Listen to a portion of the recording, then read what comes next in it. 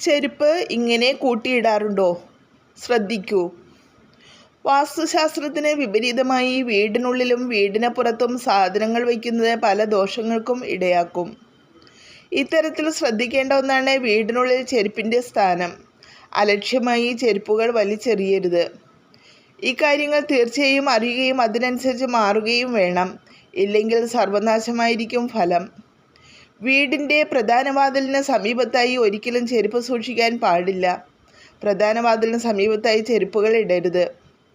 ഇങ്ങനെ ചെയ്യുന്നത് വീട്ടിലേക്ക് ലക്ഷ്മി ദേവി പ്രവേശിക്കുന്നത് തടയപ്പെടുകയും ഐശ്വര്യം വരുന്നത് നിലയ്ക്കുകയും ചെയ്യുന്നു. ക്രമേണ ദാരിദ്ര്യം പിടിപെടാനും ആരംഭിക്കും. കിടപ്പുമുറിയിൽ ഒരിക്കലും ചെരുപ്പ് സൂക്ഷിക്കരുത്. ഇങ്ങനെ ചെയ്യുന്നത് ഭാര്യ-ഭർതൃബന്ധത്തെ പ്രതികൂലമായി ബാധിക്കും. വീട്ടിൽ ഭിന്നതകൾ ഉണ്ടാകും. ബന്ധം പിരിയുന്നതിനും കാരണമാകാനിടയുണ്ട്.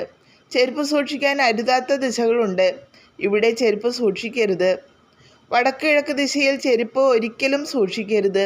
ഇത് കുടുംബത്തിൻ്റെ സാമ്പത്തിക സ്ഥിതി തകരുന്നത് കാരണമാകും.